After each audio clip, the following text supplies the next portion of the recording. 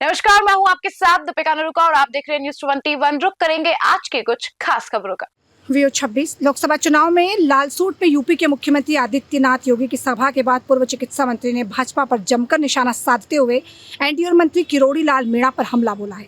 उन्होंने कहा कि एनडीए का राजस्थान में 25 सीट का दावा है, वह कभी पूरा नहीं होगा। इतना नहीं, पूर्व मंत्री ने कहा कि इंडिया का जो 400 पार का नारा है वह कभी पूरा नहीं होगा। इनका सपना सपना ही रह जाएगा। इस बार 200 से ज़्यादा सीट एनडीए की नहीं आएगी। निश्चित रूप से देश में इंडिया गठबंधन जो बना सभी विपक्ष के दलों का है। इसका इस बार अच्छा परिणाम आएगा। ज्योति मिर्धा नागपुर से भाजपा प्रत्याशी का कहना है कि कांग्रेस के पास कोई प्रत्याशी नहीं है, इसलिए उन्होंने आरएलपी से समझौता किया है।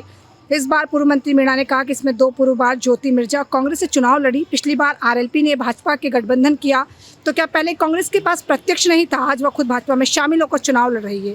लोकसभा चुनाव में संविधान बदलने का मुद्दा जोरों पर, जिस पर पूर्व विधायक मीणा ने कहा, संविधान बदलने की बात हम नहीं कह रहे हैं, ये बीजेपी वाले कह रहे हैं। अब की बार मोदी सरकार बनी तो संविधान को बदल देंगे।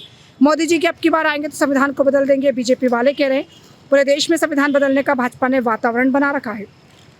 12 अप्रैल को प्रस्तावित मोदी के रोड शो के बारे में प्रसादी लाल मीणा ने कहा कि मोदी क्या इंद्र देवता भी आ जाए तो भी दौसा की सीट नहीं जीत पाएंगे।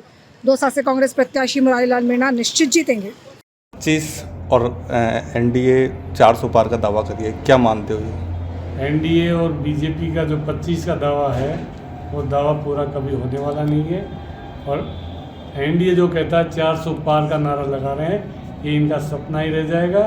400 क्या 200 पार भी एनडीए नहीं होने वाली है।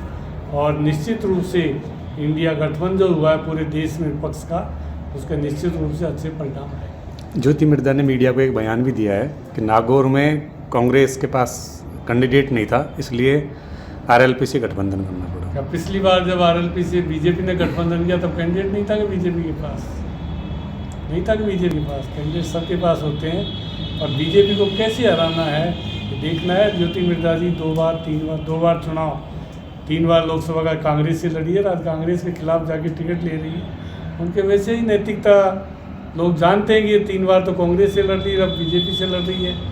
क्या उचित है उनका? क्या बीजेपी के पास और कैंडिडेट नहीं था क्या? क्यों गई वहाँ? तो कांग्रेस से पार्लियामेंट 2 बार हार गई, 1 बार पार्लियामेंट जीती, तब क्यों बीजेपी से लड़ रही है? उनकी स्थिति का पता चल जाएगा, 4 जून को रिजल्ट आएगा। आरक्षण एक बड़ा मुद्दा चुनाव का बन गया है दौसा में।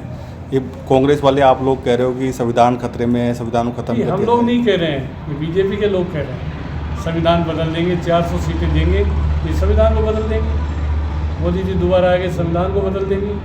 तो निश्चित रूप से जिस तरह का वातावरण बना है, पूरे देश में बना है, कोई राजस्थान की, जयपुर की, दौसा की बात नहीं है, पूरे देश में संविधान बदल देंगे, तानाशाह हो जाएंगे। ये और भी ज़्यादा चुनाव का भी रशिया और चाइना की तरह इलेक्शन को कर देंगे, जनता का अधिकार समाप्त हो जाएंगे। डॉक्टर किरोड़ी लाल मीणा का कहना है कि पप्पू के लोग यहाँ पर संबोधन करते हुए कहा कि पप्पू के लोग यहाँ घूम रहे हैं और एससी और एसटी के लोगों को बरगला रहे हैं कि आरक्षण पर बीजेपी छेड़छाड़ करेगी। लेकिन पपलाज माता की कसम खा कहा है कि मोदी जी छेड़छाड़ नहीं करेंगे। इसको लेकर क्या कहना होगा? किरोड़ी लाल जी ने तो पपलाज माता की कसम कहा था मैं सीएम बनूंगा। बन गया क्या? सीएम कहा था, लोगों को गुमराह किया, मैं मुख्यमंत्री बनूंगा इसलिए मेरे को सब सीटें जिताओ, मैं मुख्य बन गया क्या? किरोड़ी लाल जी पपलाज माता, उनको निश्चित रूप से अगर पपलाज माता की सौगंध जनतंत्र में क्यों खाए? जनता है, क्यों किसी की सौगंध खाते हैं? कौन सौगंध खिला रहा है? बन गया मुख्यमंत्री। पपलाज माता की कसम खाई थी मुझे वोट दो, मैं मुख्यमंत्री बनूंगा। बन गया क्या? लास्ट सवाल सर, योगी के बाद मोदी आ रहे हैं, क्या मानते हो कि दौसा का माहौल बदल जाएगा? दौसा में मोदी क्या इंद्रदेव भी आते हो मुरारी लाल जी थे।